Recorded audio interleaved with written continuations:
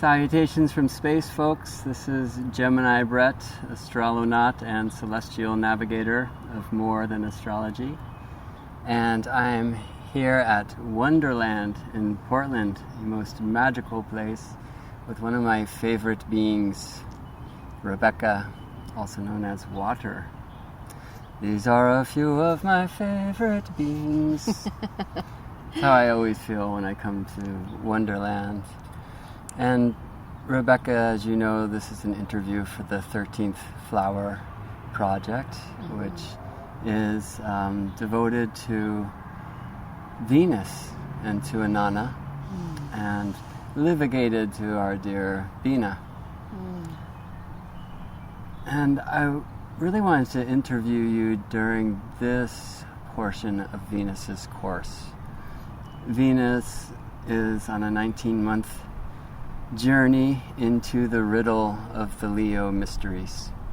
And very soon, today, by the way, is October 1st, 2015. Very soon, Venus will ingress into Virgo.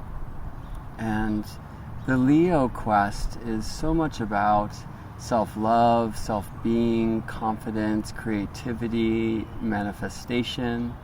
So interviewing artists and musicians is a huge part of the path for this entire journey for me. But as she moves into Virgo, we see the energy of the priestess, of devotion. And this is one of the reasons why I'm really called to interview you now. And that truth came to me when you recorded a podcast interview with me recently. And the way those work, my storytelling podcasts, when they are in true form, as I sit and tell stories next to a genius musician playing improvised music. And so that happened sometime last month or so, maybe before then. And I remember I said, all right, here's the deal. I'm going to tell this Rapunzel story, and you play music while I do, and then you're going to improvise a song, because this is one of your great gifts. And you start, and I hit record on a bunch of stuff. And we kind of dropped into that space together. And then I was trying to stay in my meditation and my intentions, but like 5 minutes had gone by, and I looked to you, and you kind of had these mudras going, like looking up to the sky. And I was like, did she remember that she's starting? And I said, oh yeah, she has started. She has started. And see, that's the thing, because it's not only a creative improvisation, but it's this channeling of the muse when I see you in action. And that's this Virgo energy to me, this devotion to make sure that our creative force is tuned to the spiritual practice in a way. And I'm wondering if you could speak to that. Speak to the creative channeling and the creative form being a spiritual practice.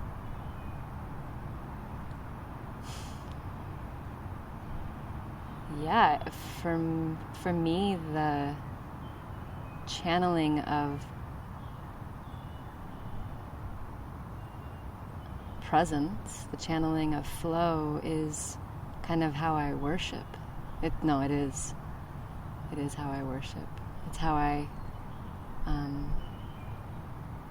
offer trust, offer my gesture and my participation of trust, trusting that presence, that life, that spirit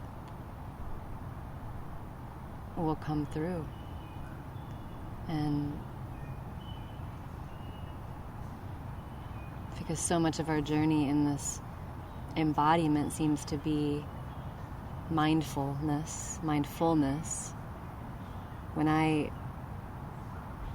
allow the skeptic and the critical and the linear mind to soften, to allow that circular free flow form to come through, then I do experience a level of peace and a level of devotion that I don't in many other qualities of life. So, one of Water's great gifts, as you will see at the end of this recording, is often displayed when she takes the stage and performs, and she'll play beautiful songs that she's composed.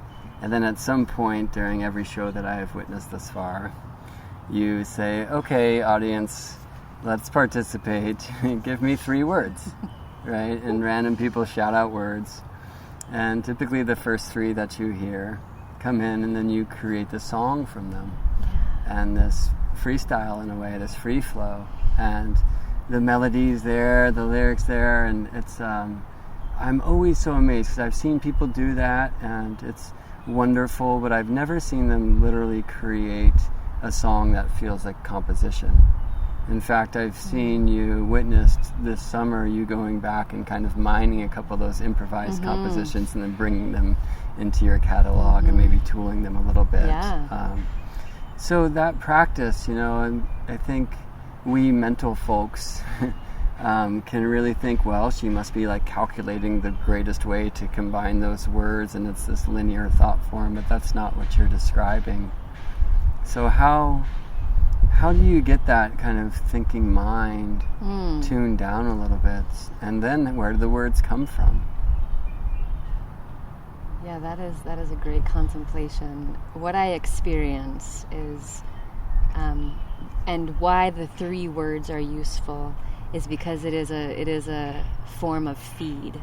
And so, the expansiveness of the reservoir of consciousness is vast, as we know, and we formulate, most of what we formulate in our communication has been learned, pre-digested, contemplated, meditated, memorized, read, something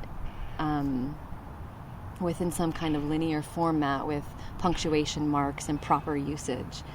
And so my brain does work like that. I'm speaking like that to a degree presently to make sense. Otherwise you'd be like, can you get to your point? Or what are you talking about?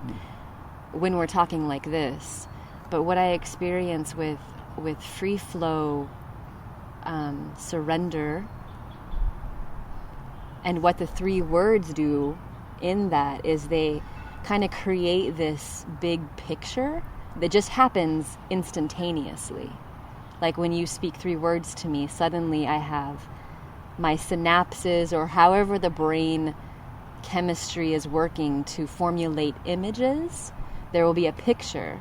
And because of who I am, because of what I surround myself with, because of my practices, because of what I ingest and contemplate by choice, it will usually go in some direction, even if it's like the most random 3 words that don't have any correlation with each other. Usually the song is going to be something, you could say spiritual, something that has to do with transformation, something that has to do with rising higher in love, and something within that which I have cultivated as my base, my grounding work as a human being on this planet, figuring out how to be a human being on this planet in a good way. So it has the grounding of that, along with the poetic allowance of what I say is circular communication. And so those 3 words will create a picture that I have to reference, that I have to feed my mind to like expand into a vision. And then see, even right now I'm like, there's no words for it. I forgot what point I was making, or if I was trying to make a point about the pointless, which is, for a long time, was a big part of my struggle as a human on this planet, especially as a young girl. People would tell me, you don't make sense, or get to your point, or they would get annoyed. And people still do sometimes, but then I learned to embrace that what I was tuning into was a more oracular way of communicating and wisdom keeping and storytelling that wasn't bound by the pen and paper. So I don't remember at this point what your question was, but you've answered it in more ways than one. Do you mind if I share parts from your natal chart? Sure. So Rebecca was born on the day of the Virgo full moon. So Virgo moon and a Pisces sun and Taurus rising. And also Pisces Mercury, right? So the consciousness and the communication, and Pisces Venus, so where we find the divine feminine, looking from the point of view of the shamanic astrology paradigm. Mercury and Venus, both, by the way, under the beams, which can bring in a bit of the Scorpio water to their Pisces nature, and that essence of transformation that you spoke about, that's so essential to the message in the songs that are being delivered. So when you speak about grounding, and kind of being rooted, so much of that is in the Virgo moon. And shamanic astrology, we see that as the tribe of your lineage, where you come from. And the sun in Pisces as the life force that you burn, the fuel, the warmth, the energy. So Mercury is consciousness, and the goddess Venus also in Pisces. There's this very mystical and poetic, and you said, like, I'll take those 3 words, which in a way could be more from the Virgo thing. Virgo traditionally ruled by Mercury. There's like a beautiful mental aspect to it, being able to look into the discrete, but it's more of an earth body. But then I see those 3 words as an image. And this is a very Piscean statement. And I see those 2, Virgo, Pisces, those polarity points, as the microcosm of spirit on Virgo side and the macro on Pisces side. So Pisces is like, I am but of a cell of the grand uni-being. And then Virgo is like, God is in every cell of my body. And I look down into the earth, and this practice and this devotion of the priestess to ground into that, to connect to that, so we can open up to the mystical and the empathic and the higher vision without just getting lost in it, or being in such a place where where people might challenge you of like, hey, what are you even talking about? So having that Virgo moon to call upon those strengths can also ground you into a place where the mystical and the poetic can be expressed in such a way that they will be heard. Yeah. And then Saturn and Leo, like me, these are our only Leo planets or points in our charts. Well, that's not quite true for me, but the only planet is Saturn. And Saturn can be a challenge, can be an obstacle. At the beginning of this conversation, when I first asked you about this practice, you mentioned kind of turning off the critic. And I think you were speaking about the critical mind, the left brain, but there's also that sense of we need to turn off the critic who says you're not good enough to do this, people are watching you, don't mess up, whatever, all of that. Don't pay attention to the camera sitting on this strange stool over there. And that can really be a core challenge, for all human beings, obviously. But with Saturn and Leo, there's authority figures, oftentimes father, but father, mother, teacher, preacher, guru, what have you, all of the above. If you're good at the thing, saying you cannot, you're not good enough, or even like, the guitar playing sounds great, but it takes a lot, to be a professional musician in this world, get a real job, whatever, that huge voice, and that voice that would say that we are not creator, we are not manifester, so turning that energy down so that we can create and bring our art to the world. And even in channeling this kind of higher self or spirit or whatever, and getting parts of ourselves out of the way so that flow can come through us, I'd like to remind us also that the canvas does not paint itself. And the brush must be in your hand, right? So clients often will say, when I speak to them about this, that, oh, right, I need to do my art more. I say, no, your art needs you. And that's what you're here for. So part of the Saturn and Leo calling for us is to turn down that inner critic, even turn that foe to friend to support us, so we can have that fire of will to create from. So as Venus and the Divine Feminine is investigating Leo during this quest, a lot of the goal is to bring that back, right? To clear the clutter that would keep us from creating and really anchor ourselves into that place of true self-loving, confident, creative spirit. So I was quite happy when I saw you last night for the first time in a bit to hear that you've been participating with this Venus journey. And it makes my heart smile because people are hearing these videos that I'm putting out, and not only listening but practicing as well. And that's where this devotion, I feel so much more sound in it. And you spoke about how Venus woke you up one morning and called you to the mountains to see her in the morning sky. And that just makes me really beam, because to me that's astrology. And I would love for you to share your experience of that day.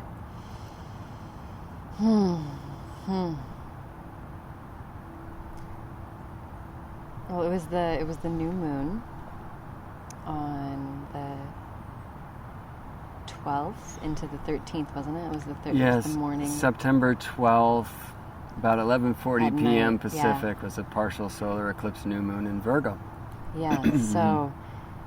And I was called to the top of this incredible lookout called Larch Mountain, not too far from Portland.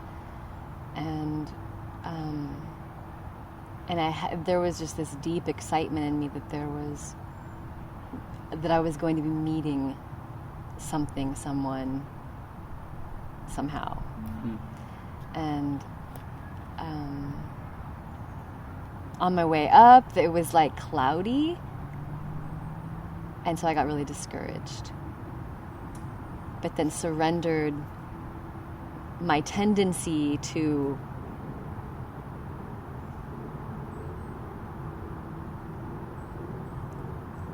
at times allow the discouragement to take over the mission or take over the intention, and to discourage me back from actually pursuing that which was calling me. I surrendered that to the will of a good friend who helped to push through those clouds of doubt and went with it, even though I was about ready to turn around. And not too far past that point, we came above the clouds, and then we're at the top of this mountain, and got out of the car and seriously almost fell, because the brightness of Venus was nearly unbelievable. Like, it was, and it's cool because the word unbelievable correlates with incredible. Like, incredible is also has a meaning of unbelievable. And it was so incredible that it was hard to believe that it was real. Because the brightness of the hugeness and the brightness of this planet it looked like a spaceship. It looked like, it was like a, what is, that's, it was one of those experiences. And so I almost ran all the way up to the top of this mountain to see further. Wow, who joined us? Whoa, it was a dragonfly. Just like a dragonfly grounding into the ivy. It's just like hanging out right. Hi. Hello. Hi. Thank you. Oh, it is a wondrous land. And so I nearly jolted up the top of this mountain to just. Well, there was another one. I think they were getting it on there. Like one at a time. They're like bathing in the ivy under the cedar tree. Pretty magical. There's 3 words. Under the cedar tree. That was 4. That was 4. So I made it up to the top, and Venus was just there so powerfully and so strong to shine her illumination into me. And I sat at the edge, beyond the barrier of the fence, and awaiting the sunrise and seeing the peaks of 5 mountains in the eastern view. And the clouds were bellowing below us like this ocean, just jotting up these amazing images of dragons coming out. And I was communicating with all these beings that I was seeing, because it's real to me. And then I just sat and gazed with Venus, and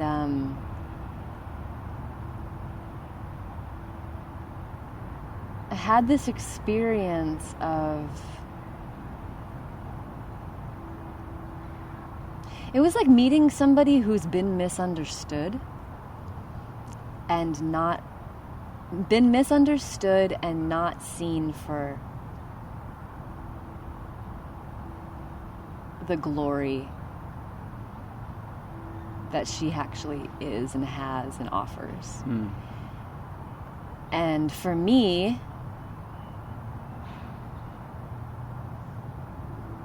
due to, I don't know, my worldview, my bringing up, my culture, my background, whatever it is, for me, that judgment, that hardcore judgment that potentially is a misunderstanding, had to do with Lucifer and the Luciferian energy and projection into this world. And as I sat there and gazed with Venus, I interpreted a message that was basically Venus saying, I am Lucifer and I'm not here to hurt you. I'm here to illuminate and to support and be a part of and play an incredible role in this game, this balancing, this dance that we're all in, all of us big bodies up here and all of you little bodies down there, and all of the bodies that exist. But I also bow. And when I felt that, and then as I'm interpreting that message of I also bow, the sun's beginning to rise, and Venus is slowly starting to disappear. and then it's the glory of the sun coming over the mountain, and just this poetically describable view of the sunrise over the clouds and what was unfolding, and some significant aspects of my personal life and community life were totally present in that moment. Death and birth and life. And had you known that Venus morning star has been called Lucifer since back in the day? I remember affiliating that. Is that correct? Well, you understand. It is you understand. Now. I remember that affiliation, just vaguely, like Lucifer, the star of the morning, that being some kind of passage in the Bible scriptures. Mm-hmm. But I've never looked into it really deeply. And Lucifer is light bringer, which is interesting because especially as morning star, Venus, as you witnessed, will pull the sun up. You know what I mean? She rises first. It's that striking light that, I always tell clients this when I ask them to go connect to Venus. Just look for the thing that looks like a plane coming straight for your eyeball and you think it's an alien abduction experience. That is Venus. She's so bright and beautiful, and you can count the rays coming off of her. It's just absolutely astonishingly remarkable. Yes. And, Jupiter can somewhat approach that brightness at times, but nobody gets with the great goddess. Until the sun rises, And the sun, in the esoteric systems, and really shouldn't be too esoteric, but, is often visioned then as Jesus in that tradition, who was the Son of God and the Son of Man with the 12 disciples, the 12 signs, that the sun moves through. Yeah. So it's interesting to see that kind of conversation of Lucifer and Jesus. Right. Yeah, and when you speak of the worldview and the traditions and the culture that you come from, this is a Christian tradition, yeah? Mm-hmm. So connecting or hearing this voice of Lucifer is going to be maybe more aggressive, having had a Christian upbringing, a Christian background, whatever. Maybe not. That word carries so much connotation for all of us. And it was the voice of a goddess, though. It wasn't... And it was... The moments of that communication were also very interrelated to this mystery of the goddess rising, and that's happening on the earth more and more, and that people are becoming more and more attuned to with ceremony and connecting with the earth and connecting with real guidance that is consistent amongst people who are connecting to what seems to be a goddess pulse, a feminine pulse. Yeah, and this return of the divine feminine that many of us are speaking about. Another name, and even more buried for Venus in the morning, was Magdalene. And Lucifer so demonized, by so many, and also Magdalene. It really speaks to me to the full betrayal of the Virgo mysteries, of the priestess mysteries.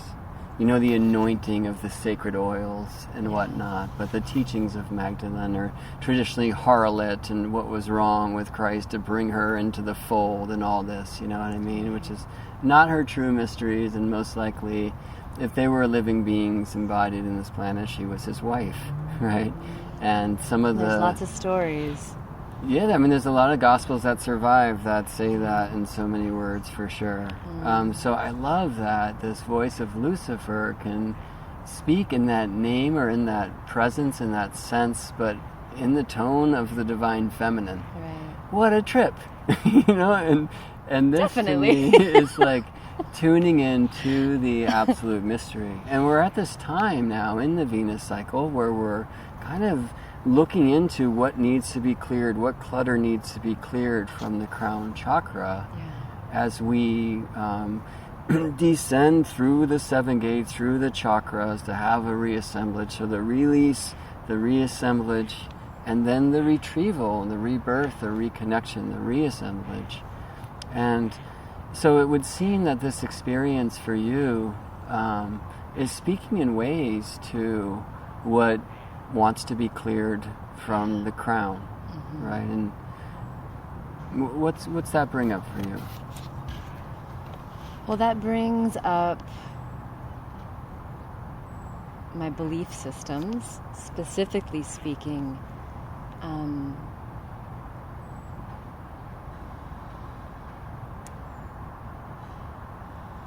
One of the things that I hold on to in my heart space, mind space, whole being space, is a devotion to the essence, for what is the essence for me of devotion to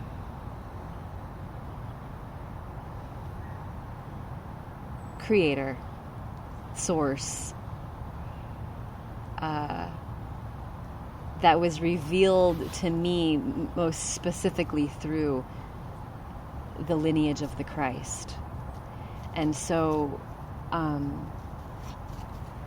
part of that structural, religious, dogmatic belief system is there is warfare, there is duality, there is demon and devil and dark forces that we have to be shielded and protected and battling against.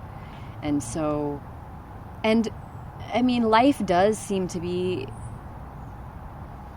consistently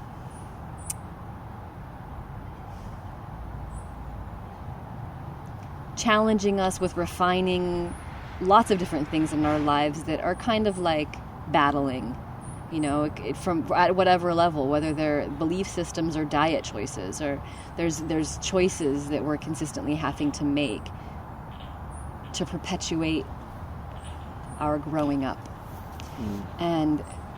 But what's coming up for me, and it's still not completely clear, but what's stirring has to do with core belief system that I've held that is linked and locked within a doorway of fear, of being afraid to lose my soul, being afraid to lose my connection with God, by way of choosing to allow some other being or belief or experience or influence to come into my being. And that has shown up from early ages. It was like fighting demons. And then it merged into seductive feminine powers, and not wanting to be that, and so resisting that and battling that. And presently it still shows up as kind of mysterious forces that I have a little bit too quick of a reaction to in retrospect. I see those things in retrospect, where I'll react too quickly to something in resistance because I'm afraid of its influence, or I'm afraid it will have possessive qualities, which I embrace as part of my code, as part of my experience being a healthy human being. Is yes, I do make choices. Yes, I do make strong choices. Yes, I do pause to test, and to some degree. And I also go with the flow and allow and surrender. But as far as powerful forces or powerful beings or powerful beliefs, I feel like I have misjudged potential allies, potential medicines, potential growth in my life due to a fear of losing my connection with Source. If I were to allow for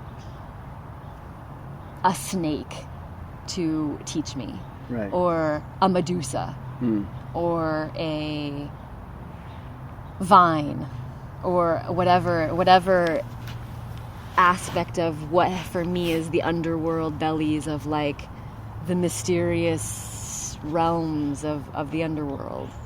Yeah, I've had the same experience.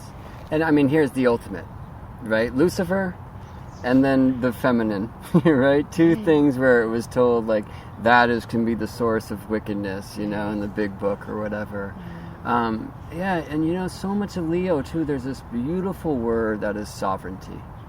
And I personally have had a lot of experience where I've said no to potential spiritual assistance, and then later got down on myself about it. Why can't I just surrender? Why can't I just open up? My higher self can, trust that it's okay, but there's something about like maintaining that sovereign will in the thing, in that choice. And I've spoken about this during this process again, but it's one of the things I'm most keyed into right now. So, for me, on one side, it's trust. Here you are, show me the way. Okay, I surrender. And there's a beauty to that. And then the other side, discernment. Or maybe even more powerfully spoken, discrimination. Of, okay, but who are you? Right. What are you going to do? Where are you taking me? Right? I mean, the book says, like, Lucifer will come in disguise, speaking, like, in the tones of the divine feminine or whatever. So how much of, like, that discrimination was actually programmed into me, cultured into me, and therefore it's not my sovereignty? And how much of it is actually wise? Right. And what's the problem with saying no for a time and not diving straight over the line into full trust, release, surrender world? So I can just maintain my own sovereign presence and let my will be a factor in the thing, because what's the rush anyway? Right? And of finding that middle way between the two, that is observation, it is awareness, presence. And that place allows us to see, okay, some of this discernment, some of this discrimination actually isn't mine. Like, this is what I was taught, these are my patterns, and I'm not going to shame myself about that. But now that I see it, maybe this is something that I want to release, or even relax, and take it a little more slowly. But so much of this, it's been interesting. I've been wondering in this crown month, in this Venus return for me, like, what's going to be the deal? And I mean, there's been significant things, but without a doubt, the most significant was my father getting very ill, having had all of his teeth removed, right, which is kind of crown area. Oh yeah. That's good. And I haven't been speaking with my father really for some time, by my choice. And so, him getting sick, I rushed to his place and sat at his side, and my sister was there. It's beautiful, and it saddens me that my father has to get sick for me to, like, bury some hatchet I'm holding, or, whatever, so I can go reconnect. But what really came in for me there, and I think this is perhaps resonant in your own experience, because when we're talking about, okay, do I need to release some of what I've known about my connection to the divinity through the Christos, or Christ, or whatever, there's some energy of, like, releasing presence of, like, our worldly father and the greater worldly father, of patriarchy and governance or whatever, and traditions and rules, so that we can connect to divine father. And I don't mean to say that there's not mother and the feminine in divinity, not at all. And this whole thing is devoted to Venus, but I feel in my own expression that, the mother is kind of the roots and the grounding below, and that father chord there, and so they marry in the middle, in the heart, But I'm feeling so much in my own experience, both in, like, the meditations and in my physical, like, life experience right now, that, there's energies of my father I have to release, and also my judgments of my father, and how am I attached to those judgments, and how have I wanted to be a healer for him, or a guide for him, or whatever, and why can't I just be a loving son? You know what I mean? And it's actually, I think things are coming in just sitting with you and speaking with you about this, that energy of loving son is something that my crown chakra wants to tune into.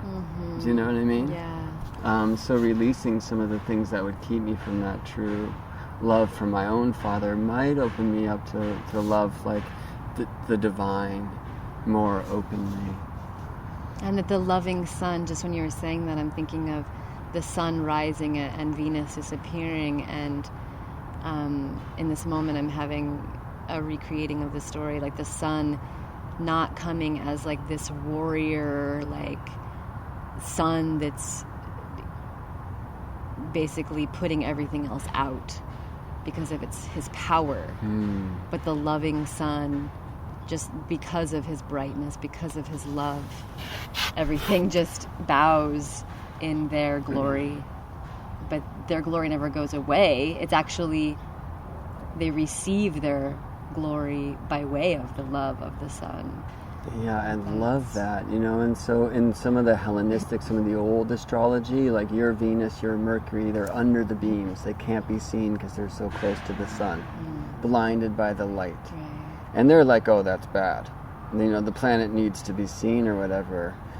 And I don't think so. I think it does like bring in different elements and actually makes it more diverse and beautiful. But it brings me back to the conversation we were having over tea this morning with the big book. And we're looking into some of the astrological, perhaps astronomical, cosmological significance of Armageddon, right? And there was that line that the woman who is clothed in the sun, Clothed with the sun, yeah, with the moon at under her feet, right? And so what came in for me there was that the woman clothed with the sun. This will be the constellation of the priestess, with the sun in her, because then she is not seen. And when we're naked and we put on clothes, then that body is not seen, right? Because we're clothed in alpaca in this particular example. So when the sun is there with the priestess constellation, which I don't call Virgo because the signs and the constellations don't agree right now in this time, or usually, and that's a story for another time, but that when the priestess is clothed in the sun, it's in a sense protecting her, holding her, encompassing her, warming her. And so I love what you just bring in about it's not like Venus was destroyed by the sun and her light's taken. It's almost like I will now take you under my wing into my shelter and hold you and embrace you. Yes. And then, as Venus is diving into the underworld in this Anana quest, and we're preparing for the 2 months of death and rebirth, as is this practice, well, maybe, and this is just coming in, speaking with you, maybe another vision of that is it's Magdalene going to, be embraced by Christ, Yeah, and that's the Jesus that I wish to be more in love with and more captured by. That's the Christ essence that I pray to be embodying more. Like Christian means to be like Christ, like being a little Christ. And I haven't called myself a Christian in years, and maybe never will call myself that again. But if I can be like a little Christ, if I can be like a great sun that is not putting people out by my light, but because I'm shining bright, that people are embraced by it and held by it, and that feels like the story that I want to be in, want to play in.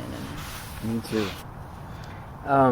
Well, I think we have stirred the sacred sauce to the point where perhaps a song is ready to come out of it. Would you agree? Yeah, I think so. There was one thing you said that was so poetic and beautiful. It was like, you might remember better than I, but it's something about what do I need to put down for my crown? Yes. Or what of the crown am I putting down? I don't know. Yeah, that's definitely my present contemplation. Is like what am I holding on to? What are jewels to me that I've wrapped in? What are like the thorns that are piercing? What are the things that I need to lay down? And do you want to just go there, or do you want some words? 3 words. 3 words within that.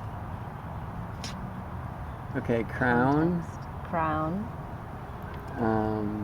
Morning star. Can that be one word? Yeah. Okay. It's one star. And can loving sun be one word? Sure.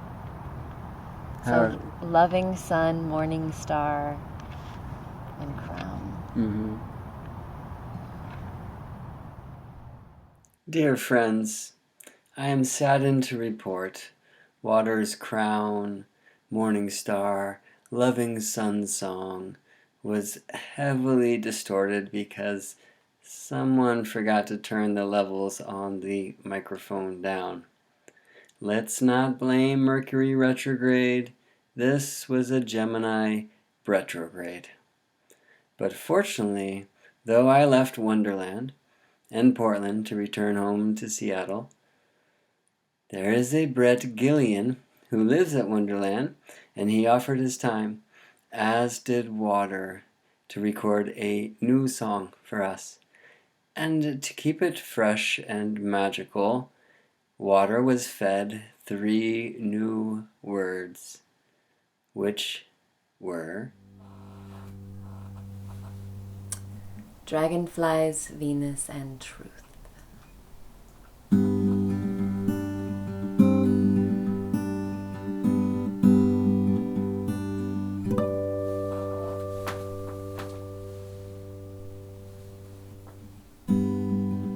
How could something start from with under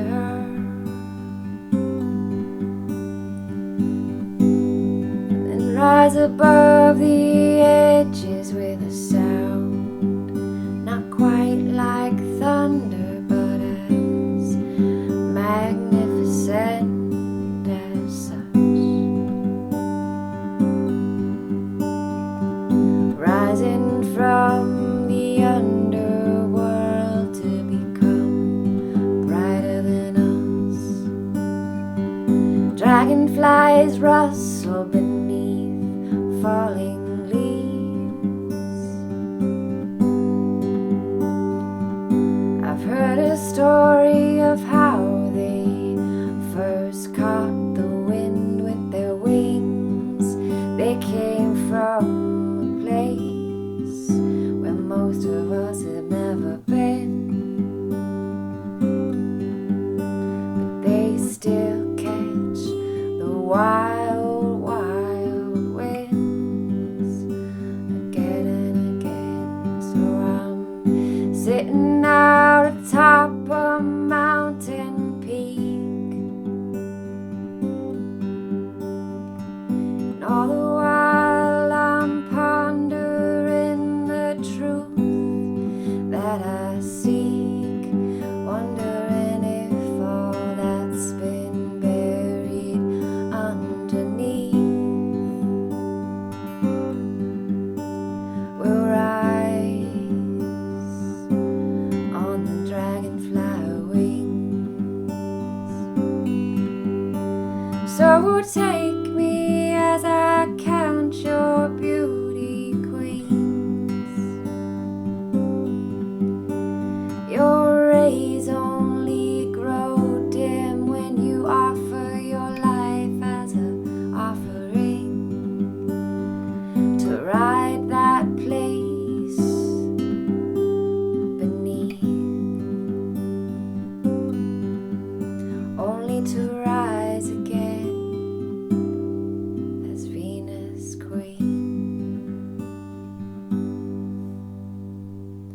Wondering how deep my time will go,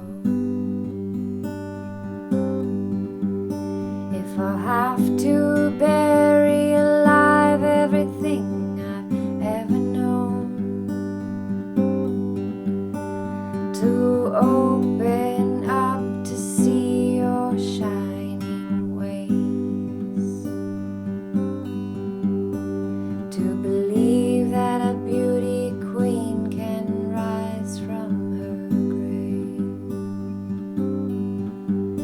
And it's a humble thing you do when you've been clothed with truth to disappear again.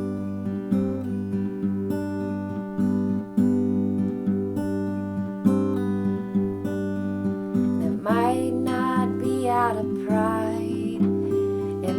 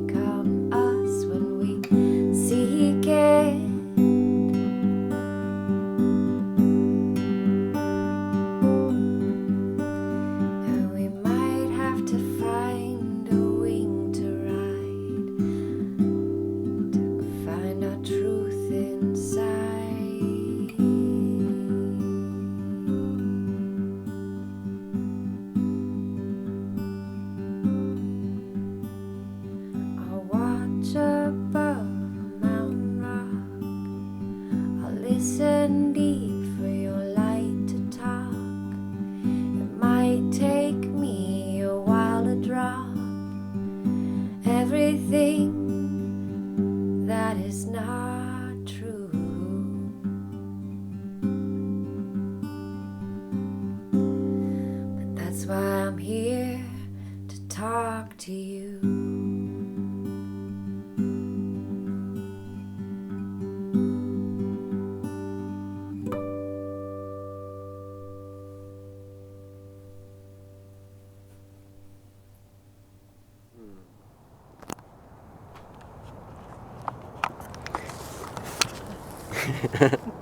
Well, folks, can this happen? It's happening. Thank you, Water. You're so welcome. Thank Rebecca, you. you can find Thank you. Water Dropz in many, many places, but One Door Land would be a great place to go to find water and so many brilliant creators. That's one, like the number one, ONEDOORLAND. And Water Dropz with a Z. Water Dropz with a Z. And I'm Gemini Brett, morethan.astrology.com to find me. And please join us for this 13th Flower Venus journey. You can find more information at the homepage of my website. And we are moving into the night, so it is time for us to sign off. This is Gemini and Water, sending so much love and planets. We will see you in space. Thank you, Water. Yay, thank you. Yes!